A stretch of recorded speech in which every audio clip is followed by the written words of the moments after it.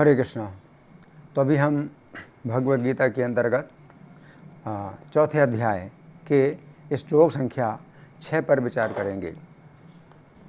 अजोपि सन्नव्ययात्मा भूतानामीश्वरोऽपि सन् प्रकृतिं स्वामधिष्ठाय संभवाम्यात्म मायया। तो यहाँ पर भगवान कह रहे हैं अजोपि सन अव्ययात्मा, मैं अजन्मा और अविनाशी होते हुए भी। अजन्मा कि भगवान कभी जन्म नहीं लेते, और अव्ययात्मा का मतलब है कि वो मरते नहीं हैं। तो सामान्य लोग जितने जीव हैं तो शरीर के अनुसार तो जन्म लेते हैं और शरीर के अनुसार उनको मरना पड़ता है, लेकिन भगवान अपने शरीर से भी जो है जन्म नहीं लेते और ना शरीर से मरते हैं। तो भगवान कहते हैं कि ये उनके शरीर का जो है ये विशेषता, शरीर की ये विशेषता है उनकी कि उनका शरीर ना तो जन्म लेता है और ना मरता है। भूतानाम ईश्वरोऽपि सन्, और उनका शरीर अपने शरीर में और आत्मा में कोई अंतर नहीं है, तो उनका शरीर जो है संपूर्ण प्राणियों का ईश्वर भी है। तो भी प्रकृतिम स्वामधिष्ठाय, अपनी प्रकृति को स्वीकार करके संभवामि आत्ममायया, अपनी अंतरंगा शक्ति के द्वारा मैं अवतार लेता हूँ। इस श्लोक के तात्पर्य में प्रभुपाद लिखते हैं, श्रील प्रभुपाद की जय। भगवान ने अपने जन्म की विलक्षणता बतलाई है। यद्यपि वे सामान्य पुरुष की भांति प्रकट हो सकते हैं, किंतु उन्हें विगत अनेकानेक जन्मों की पूर्ण स्मृति बनी रहती है, जबकि सामान्य मनुष्य को कुछ ही घंटे पूर्व की घटना स्मरण नहीं रहती। यदि कोई पूछे कि एक दिन पूर्व इसी समय तुम क्या कर रहे थे, तो सामान्य व्यक्ति के लिए इसका तत्काल उत्तर दे पाना कठिन होगा। उसे इसको स्मरण करने के लिए अपनी बुद्धि को कुरेदना पड़ेगा कि वह कल इसी समय क्या कर रहा था। फिर भी लोग प्रायः अपने को ईश्वर या कृष्ण घोषित करते रहते हैं। मनुष्य को ऐसी निरर्थक घोषणाओं से भ्रमित नहीं होना चाहिए। अब भगवान दोबारा अपनी प्रकृति या स्वरूप की व्याख्या करते हैं।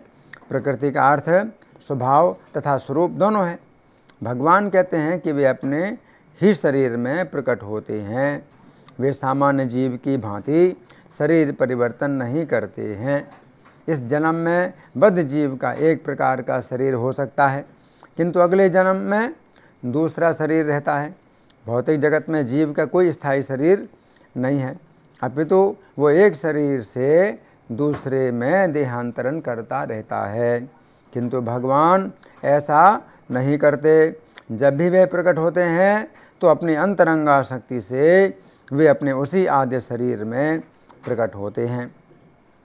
दूसरे शब्दों में श्री कृष्ण इस जगत में अपने आदि शाश्वत स्वरूप में दो भुजाओं में बांसुरी धारण किए अवतरित होते हैं। वे इस भौतिक जगत से निष्कलुषित रहकर अपने शाश्वत शरीर सहित प्रकट होते हैं। यद्यपि वे अपने उसी दिव्य शरीर में प्रकट होते हैं और ब्रह्मांड के स्वामी होते हैं, तो भी ऐसा लगता है कि वे सामान्य जीव की भांति प्रकट हो रहे हैं। यद्यपि उनका शरीर भौतिक शरीर की भांति क्षीण नहीं होता, फिर भी ऐसा प्रतीत होता है कि भगवान कृष्ण बालपन से कुमारावस्था तथा कुमारावस्था से तरुणावस्था प्राप्त करते हैं। किंतु आश्चर्य तो ये है कि वे कभी युवावस्था से आगे नहीं बढ़ते। कुरुक्षेत्र युद्ध के समय उनके अनेक पौत्र थे, या दूसरे शब्दों में वे भौतिक गणना के अनुसार काफ़ी वृद्ध थे, फिर भी वे 20-25 वर्ष के युवक जैसे लगते थे। हमें कृष्ण की वृद्धावस्था का कोई चित्र नहीं दिखता, क्योंकि वे कभी भी हमारे समान वृद्ध नहीं होते। यद्यपि वे तीनों काल में, भूत, वर्तमान तथा भविष्य काल में सबसे वयोवृद्ध पुरुष हैं। ना तो उनका शरीर और ना ही बुद्धि कभी क्षीण होती या बदलती है। अतः ये स्पष्ट है कि इस जगत में रहते हुए भी वे उसी अजन्मा सच्चिदानंद रूप वाले हैं। जिनके दिव्य शरीर तथा बुद्धि में कोई परिवर्तन नहीं होता। वस्तुतः उनका आविर्भाव और तिरोभाव सूर्य के उदय तथा अस्त के समान है, जो हमारे सामने से घूमता हुआ हमारी दृष्टि से ओझल हो जाता है। जब सूर्य हमारी दृष्टि से ओझल रहता है तो हम सोचते हैं कि सूर्य अस्त हो गया है, और जब वह हमारे समक्ष होता है तो हम सोचते हैं कि वो क्षितिज में है। वस्तुतः सूर्य स्थिर है, किंतु अपनी अपूर्ण एवं त्रुटिपूर्ण इंद्रियों के कारण हम सूर्य को उदय और अस्त होते परिकल्पित करते हैं।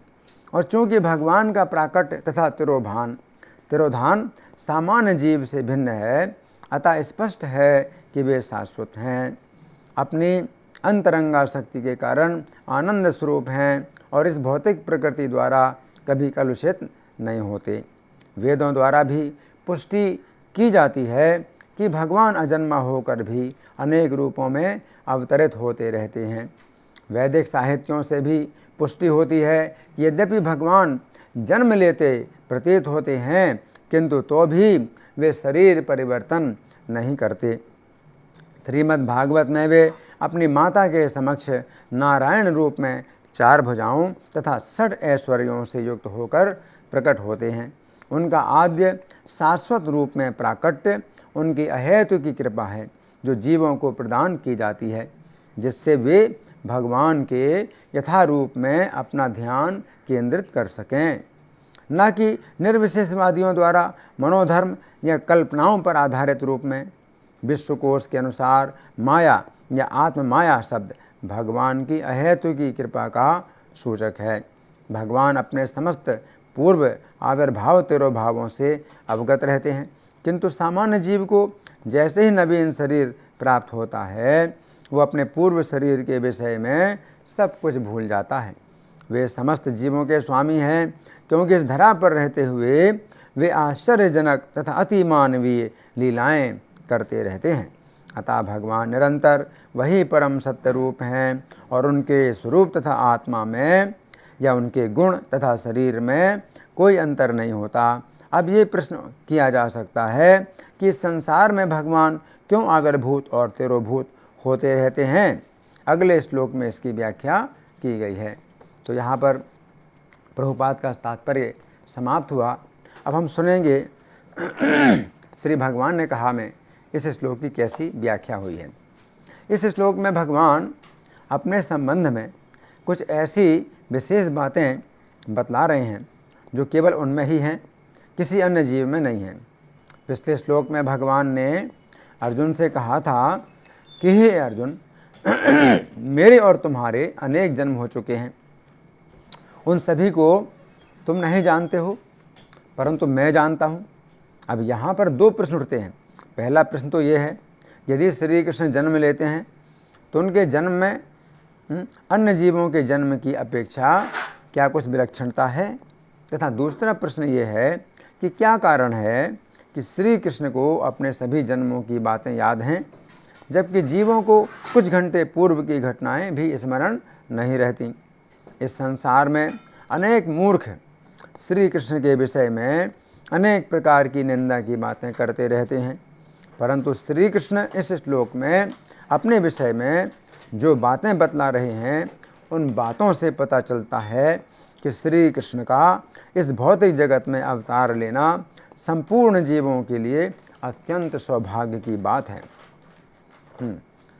तो श्लोक की प्रथम पंक्ति में भगवान कह रहे हैं, अजो अपि सन अव्यय आत्मा भूतानाम ईश्वरो अपि सन, अर्थात मैं अजन्मा अविनाशी तथा समस्त प्राणियों का ईश्वर होते हुए भी। तो यहाँ पर भगवान अपि सन इन शब्दों का 2 बार प्रयोग कर रहे हैं। अपि सन का अर्थ है ऐसा होने के बावजूद भी।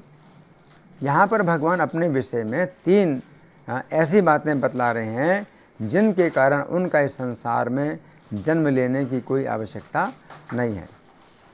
फिर इस श्लोक की अगली पंक्ति में श्री कृष्ण संभवामी शब्द का प्रयोग करते हुए कहते हैं कि मैं जन्म लेता हूँ।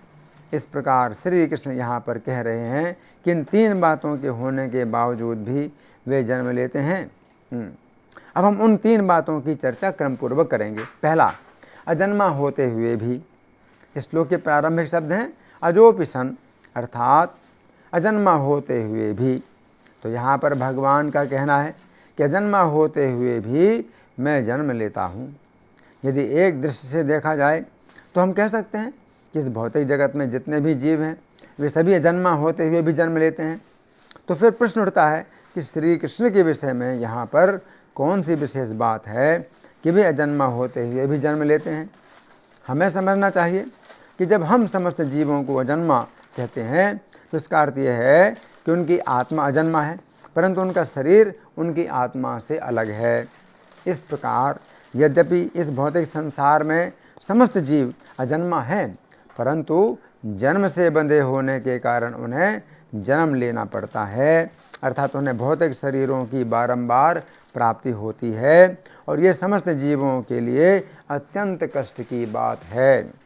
परंतु जब श्री कृष्ण अपने आप को अजन्मा कहते हैं उस समय हमें केवल उनकी आत्मा को ही नहीं बल्कि उनके शरीर को भी अजन्मा समझना चाहिए।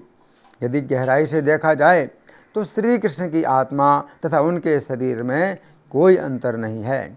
देह देही विभेदोयम नेश्वरे विद्यते कुचेद, अर्थात ईश्वर में देह तथा देही का भेद नहीं होता है। अब यहाँ पर एक आश्चर्य की बात समझ में आती है कि यद्यपि श्री कृष्ण अजन्मा है, अर्थात उन्हें जन्म का कोई बंधन नहीं है, परंतु फिर भी वे जन्म लेते हैं। इस भौतिक संसार में समस्त जीव श्री कृष्ण की सेवा से विमुख होने के कारण अनेक प्रकार की भौतिक इच्छाएं करते हैं तथा अपनी उन भौतिक इच्छाओं को पूरी करने के लिए अपने कर्मों के अनुसार जन्म लेते रहते हैं। अतः सामान्य व्यक्ति का ये एक अत्यंत शक्तिशाली तर्क होता है कि जो ईश्वर अजन्मा है उसका जन्म कैसे हो सकता है। उनके विचार से ये तो ईश्वर के लिए अत्यंत निंदा की बात है कि वो इस भौतिक संसार में जन्म लेता है। वैदिक धर्म के अतिरिक्त जो अन्य धर्म हैं जैसे मुस्लिम धर्म, ईसाई धर्म आदि, उनमें भी इतनी गहरी बातें नहीं बताई जाती हैं। उनके धर्मों में यही बताया जाता है कि ईश्वर का एक स्थान है जिसे वे जन्नत या स्वर्ग कुछ भी कहें, वहाँ पर ईश्वर का राज्य है। ईश्वर को अपने उस राज्य को छोड़कर इस भौतिक जगत में आने की कोई आवश्यकता नहीं है। ये भौतिक जगत तो कष्ट भोगने का स्थान है तथा जो जीवात्माएं ईश्वर की सेवा से विमुख हैं वे इस भौतिक जगत में कष्ट भोगने के लिए आती हैं। ईश्वर को इस भौतिक जगत में जन्म लेने की क्या आवश्यकता है, परंतु उनके इस प्रश्न के उत्तर में हम उनसे प्रश्न कर सकते हैं कि यद्यपि ईश्वर के लिए इस भौतिक जगत में आने की कोई आवश्यकता नहीं है, परंतु फिर भी यदि ईश्वर इस भौतिक जगत में आना चाहे तो क्या उसके लिए कोई बंधन है कि वो नहीं आ सकता है। इस प्रश्न का उनके पास कोई उत्तर नहीं है। अब एक दूसरा तर्क मायावादी देते हैं। वे कहते हैं कि हाँ, हम ये मानते हैं कि ईश्वर इस भौतिक जगत में अपनी इच्छा के अनुसार आ सकता है, परंतु जब वह इस भौतिक जगत में आता है तो उसे भौतिक शरीर स्वीकार करना पड़ता है। इस प्रकार उस ईश्वर की महिमा में कुछ कमी आ जाती है, क्योंकि उसे इस भौतिक प्रकृति के बंधन में बंधना पड़ता है। परंतु उनके इस तर्क के उत्तर में हम उनसे एक प्रश्न करते हैं कि कोई राजा जब अपने राज्य के अंतर्गत किसी कारागार में कैदियों को देखने के लिए अथवा किसी भी कारण से आता है तो क्या वह भी कारागार के नियमों से बंधता है। कारागार के अंदर कुछ मूर्ख कैदी ऐसा सोचते हैं कि राजा कारागार के अंदर आया है तो वो भी हमारी तरह एक कैदी है। हमें समझना चाहिए कि जिस प्रकार राजा के लिए कोई बंधन नहीं है, चाहे वो अपने महल में रहे चाहे वो कारागार में रहे, उसी प्रकार श्री कृष्ण की महिमा में कोई कमी नहीं आती है, चाहे वे इस भौतिक जगत में अवतार लें और चाहे वे अपने आध्यात्मिक जगत में रहें। अब दूसरी बात है अविनाशी होते हुए भी। इस श्लोक के अगले शब्द हैं अव्यय आत्मा, अर्थात अविनाशी आत्मा होने के बावजूद भी। चूँकि हमने चर्चा की थी कि श्री कृष्ण के शरीर तथा आत्मा में कोई अंतर नहीं है, अतः यहाँ पर आत्मा का अर्थ श्री कृष्ण का शरीर भी लिया जा सकता है। तो यहाँ पर श्री कृष्ण कह रहे हैं कि यद्यपि मेरा शरीर अविनाशी है फिर भी मैं इस भौतिक जगत में जन्म लेता हूँ। अब हम विचार करेंगे कि सामान्य जीवों का जन्म क्यों होता है। उनके जन्म का एक कारण ये भी है कि उनका वर्तमान शरीर जब नष्ट हो जाता है तो उन्हें अन्य शरीर प्राप्त होता है।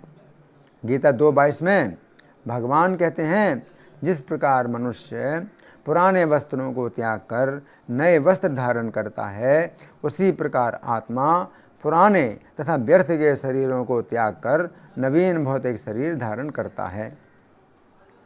आज के विज्ञान में ये कोशिश की जा रही है कि कोई ऐसा उपाय प्राप्त हो कि हमारा शरीर किसी प्रकार बना रहे, नष्ट ना हो। परंतु भौतिक शरीर में 6 परिवर्तन निश्चित रूप से होते हैं। ये शरीर उत्पन्न होता है, फिर ये शरीर बड़ा होता है, फिर ये शरीर कुछ समय के लिए स्थिर होता है, फिर इस शरीर से अन्य शरीर उत्पन्न होते हैं, फिर ये शरीर क्षीण होने लगता है और अंत में इस शरीर की मृत्यु हो जाती है। अब यहाँ पर हमारा प्रश्न है कि जब इस शरीर में आप 5 प्रकार के परिवर्तनों को रोक नहीं सकते हैं, तो फिर अंतिम परिवर्तन मृत्यु को किस प्रकार रोक सकते हैं। परंतु यहाँ पर श्री कृष्ण अपने विषय में कह रहे हैं कि उनके शरीर में ना तो जन्म है और ना ही मृत्यु है। इसका अर्थ है कि श्री कृष्ण के शरीर में भौतिक शरीर के 6 परिवर्तन नहीं हैं। दिनांक 26 मार्च 1974 को मुंबई में इस श्लोक पर प्रवचन देते हुए श्रील प्रभुपाद ने कहा था, अजोपि सन्नव्य आत्मा। आत्मा का अर्थ है ये शरीर, आत्मा का अर्थ है ये मन और आत्मा का अर्थ है जीवात्मा। ये तीनों वस्तुएं आत्मा कहलाती हैं। तो श्री कृष्ण का चाहे शरीर हो, चाहे मन हो और चाहे आत्मा हो, इनमें कोई अंतर नहीं है। श्री कृष्ण का शरीर अव्यय है, परंतु हमारा शरीर व्यय है, ये क्षीण होता है, बदलता है। तो श्री कृष्ण के शरीर, उनके मन तथा उनकी आत्मा में कोई अंतर नहीं है। परंतु मायावादी दार्शनिक कहते हैं कि श्री कृष्ण यद्यपि भगवान हैं, परंतु उनका शरीर पदार्थ से बना हुआ है। नहीं, ऐसा नहीं है। यदि उनका शरीर पदार्थ से बना हुआ होता तो वे करोड़ों वर्ष पूर्व की बातें कैसे याद रखते कि उन्होंने क्या किया था। हम तो यहाँ तक कि कल रात्रि को हमने क्या किया अथवा आज सवेरे क्या किया, इतना भी याद नहीं रख पाते हैं। हम भूल जाते हैं। ये शरीर बदल रहा है, इस बात को तो विज्ञान भी स्वीकार करता है। श्री कृष्ण का शरीर ऐसा नहीं है। या तो आप श्री कृष्ण को स्वयं श्री कृष्ण के द्वारा समझिए अथवा ऐसे व्यक्ति के द्वारा समझिए जिसने श्री कृष्ण की कृपा प्राप्त की है। अथापि ते देव पदाम्बुजयद्वय प्रसाद लेशानुगृहीत एव ही। जिस व्यक्ति को श्री कृष्ण के चरण कमलों की थोड़ी सी भी कृपा प्राप्त हो गई है, वो श्री कृष्ण को समझ सकता है। भक्त्या माम अभिजानाति, गीता 18:53। जिस व्यक्ति ने श्री कृष्ण की शरण ली है, इसका अर्थ है कि वो शुद्ध भक्त है। उसके द्वारा आप समझ सकते हैं कि श्री कृष्ण क्या हैं। तो यहाँ पर हम देखते हैं कि श्री कृष्ण के जन्म ना लेने का एक दूसरा कारण ये भी है कि उनका शरीर अविनाशी है। इस भौतिक जगत में जीवों के जन्म लेने का एक कारण ये भी है कि उनका शरीर नष्ट हो जाता है। गीता 2:27 में भगवान कहते हैं, ध्रुवम जन्म मृतस्य चा, अर्थात जो व्यक्ति मरता है उसका जन्म निश्चित रूप से होता है। तो यहाँ पर हमें समझना चाहिए कि यदि किसी व्यक्ति के अंदर भौतिक इच्छाएँ बनी रहती हैं तथा ऐसी स्थिति में यदि उसका शरीर छूट जाता है तो निश्चित रूप से उसे अगला भौतिक शरीर प्राप्त होगा।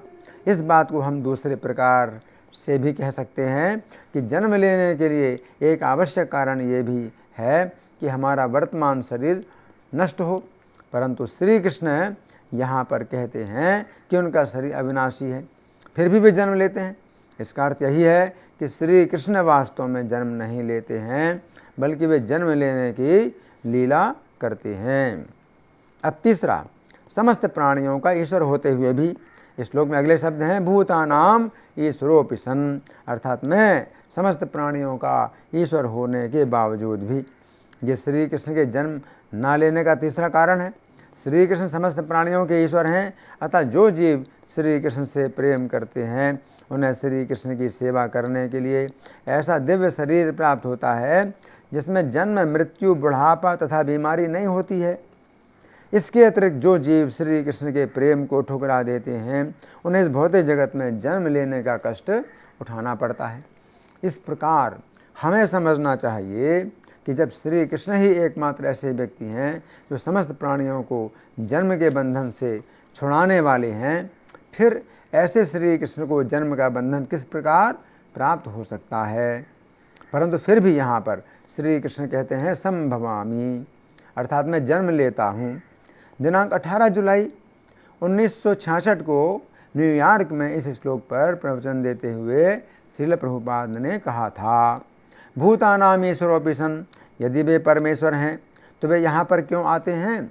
हाँ, उन्हें यहाँ पर आने की आवश्यकता नहीं है, परंतु यदि वे यहाँ पर आते हैं तो हम उन्हें रोक नहीं सकते हैं।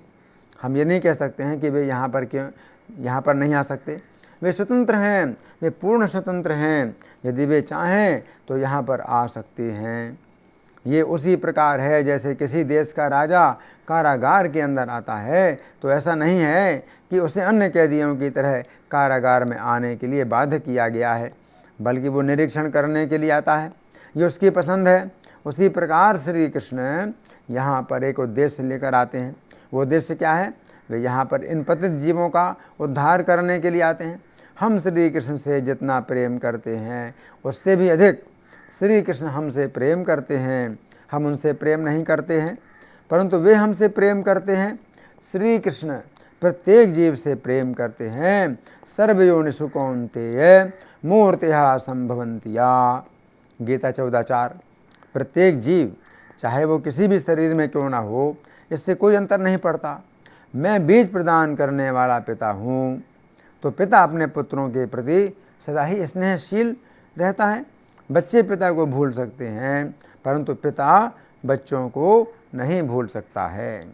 तो श्री कृष्ण यहाँ पर हमसे प्रेम करने के कारण तथा हमारा उद्धार करने के लिए आते हैं, हमें सही रास्ता देने के लिए आते हैं। सर्वधर्मान परित्यज्य, गीता 18:66। मेरे प्यारे बच्चों, तुम लोग इस कष्टपूर्ण संसार में क्यों सड़ रहे हो?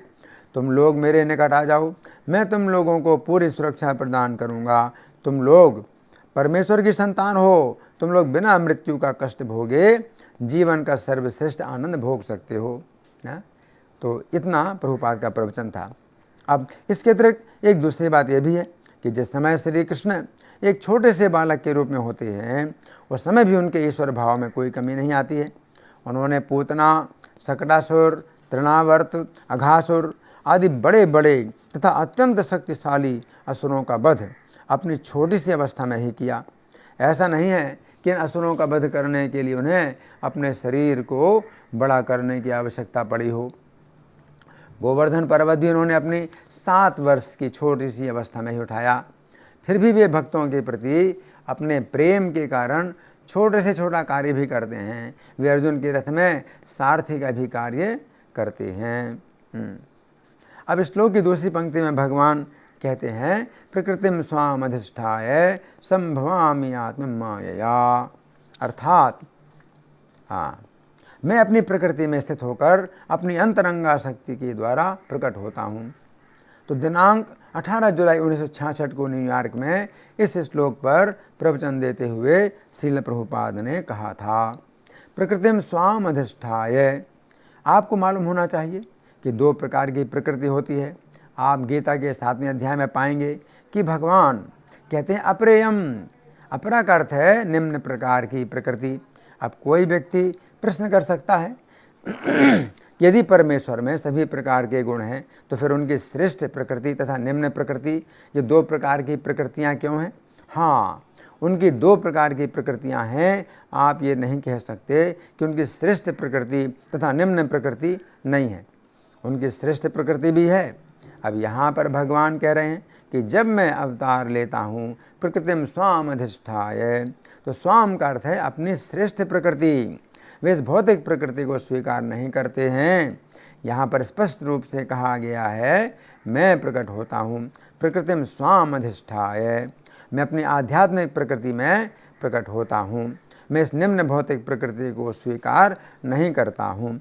हम लोगों ने इस भौतिक संसार में भौतिक शरीर को अथवा भौतिक प्रकृति को स्वीकार करके जन्म लिया है, परंतु श्री कृष्ण इस निम्न प्रकृति को स्वीकार नहीं करते हैं। वे अपनी मूल प्रकृति में, अपनी श्रेष्ठ अथवा उच्च प्रकृति में आते हैं। तो हम में तथा श्री कृष्ण में ये अंतर है। यहाँ पर स्पष्ट कहा गया है प्रकृतिम स्वाम। स्वाम का अर्थ है अपनी व्यक्तिगत अंतरंगा प्रकृति। इसके बाद श्लोक के अंतिम शब्द हैं संभवामि आत्म मायया, अर्थात मैं अपनी योग माया के साथ प्रकट होता हूँ। तो यहाँ पर भगवान कह रहे हैं कि अपनी योग माया के द्वारा अपने ऐश्वर्य को ढके रहते हैं। जो भक्त हैं वे श्री कृष्ण को अपने जैसा मनुष्य समझकर उनसे अपने स्नेह के अनेक प्रकार के संबंध जोड़ते हैं तथा उनकी सेवा करते हैं। परंतु जो अभक्त तथा असुरगण हैं वे श्री कृष्ण के ऐश्वर्य को ना समझकर तथा उन्हें एक साधारण मनुष्य समझकर उनका उपहास करते हैं।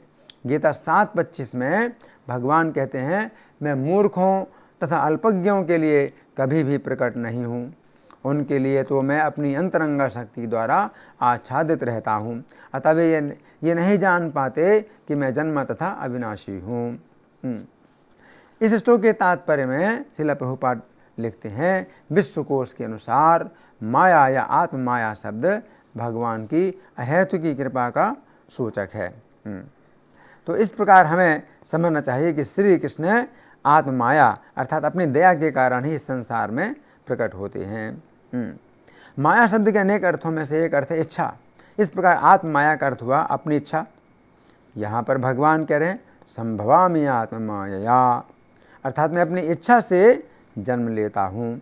इस प्रकार भगवान कहना चाहते हैं कि हे अर्जुन, जिस प्रकार अन्य जीवगण अपने कर्मों के अनुसार जन्म लेने के लिए विवश होते हैं, उस प्रकार मेरे ऊपर कोई ऐसा बंधन नहीं है जिसके कारण मुझे जन्म लेना पड़े। मैं परम स्वतंत्र हूँ, मैं अपने स्वतंत्र इच्छा से जन्म लेता हूँ तथा जिन भाग्यवान व्यक्तियों को अपना माता पिता बनाना चाहता हूँ वही मेरे माता पिता बनने का सौभाग्य प्राप्त करते हैं। तो यहाँ पर भगवान कह रहे हैं अजोपि सन नव्यात्मा भूतानामीश्वरोपि सन। श्री कृष्ण अपने शरीर में ही अजन्मा है, अपने शरीर से ही भी अजन्मा है, अपने शरीर से ही अव्यय आत्मा है। तो हमारा शरीर क्या है, जन्म लेता है। हमारे शरीर का सबसे पहला जो परिवर्तन होता है वो जन्म होता है, और सबसे अंतिम परिवर्तन होता है वो मृत्यु होता है। तो हमारे शरीर में जन्म और मृत्यु के परिवर्तन होते हैं, 6 परिवर्तन होते हैं। परंतु भगवान अपने शरीर को कह रहे हैं क्या कि उनके शरीर में जन्म नहीं है, उनका शरीर जन्म नहीं लेता। तो हमारा जो शरीर है तो माता के गर्भ में बनता है। माता के खाए हुए अन्न से जो रस बनता है तो उससे हमारा शरीर बनता है। लेकिन श्री कृष्ण जब आते हैं माता के गर्भ में, जैसे देवकी के गर्भ में आए तो उनका शरीर देवकी के गर्भ में नहीं बना, तो अपने शरीर के साथ ही आए, और उनके शरीर के कारण देवकी माता का जो गर्भ है वो इतना प्रकाश उत्पन्न करने लगा कि कारागार का अंधकार दूर हो गया। तो जिस कारागार में देवकी को बंद किया गया था तो वहाँ पर अंधकार था। कारागार में अंधकार रहता है, क्योंकि सब दीवारें, सब ओर से दीवारें होती हैं जहाँ से कि प्रकाश ना आए, अंधकार। इन देवकी माता के शरीर में जब श्री कृष्ण आए तो उनके शरीर से इतना प्रकाश निकल रहा था कि कारागार का अंधकार दूर हो रहा था। तो श्री कृष्ण की आत्मा और श्री कृष्ण के शरीर में कोई अंतर नहीं है ना। तो यहाँ पर श्री कृष्ण कह रहे हैं भूतानाम ईश्वरोपि सन, सब प्राणियों का मैं ईश्वर हूँ। तो सब प्राणियों के ईश्वर हैं श्री कृष्ण, तो जिसको चाहे उसको जन्म मृत्यु के बंधन से छुड़ा सकते हैं, है ना। तो फिर उनको कैसे जन्म मृत्यु का बंधन हो सकता है, श्री कृष्ण के लिए कैसे जन्म मृत्यु का बंधन हो सकता है। प्रकृतिम स्वाम अधिष्ठाय, स्वाम प्रकृतिम, तो प्रभुपाद ने ही समझाया स्वाम प्रकृतिम का मतलब है अपनी प्रकृति। तो एक बहिरंगा प्रकृति है और एक अंतरंगा प्रकृति है। तो अंतरंगा प्रकृति है श्री कृष्ण की, तो श्री कृष्ण अपनी अंतरंगा प्रकृति को स्वीकार करके आते हैं। बहिरंगा प्रकृति जो भौतिक प्रकृति है, ये बहिरंगा प्रकृति कहलाती है, जो 3 गुणों से बनी हुई है। तो श्री कृष्ण का शरीर 3 गुणों से नहीं बनता है। श्री कृष्ण के शरीर में ये मांस, खून, हड्डी ये सब चीज़ें नहीं होती हैं। तो श्री कृष्ण का शरीर पूर्ण कैसा है? पूर्ण आध्यात्मिक है, पूर्ण आध्यात्मिक है। प्रकृतिम स्वाम अधिष्ठाय संभवामि आत्माया। तो मैं जन्म लेता हूँ तो अपनी इच्छा से जन्म लेता हूँ। तो श्री कृष्ण का जो शरीर है तो वो अपनी इच्छा से ही अपने शरीर को बनाते हैं। और श्री कृष्ण का शरीर जब बड़ा होता है तो उनकी इच्छा से बड़ा होता है। हमारी इच्छा से शरीर नहीं बड़ा होता। हम इच्छा नहीं करते कि हमारा शरीर बड़ा हो, लेकिन शरीर हमारा बड़ा होता है, फिर वृद्ध होता है। लेकिन श्री कृष्ण अपनी इच्छा से अपने शरीर को बड़ा करते हैं। धन्यवाद। हरे कृष्णा। फाड़ फूड़ दिया उसने। हाँ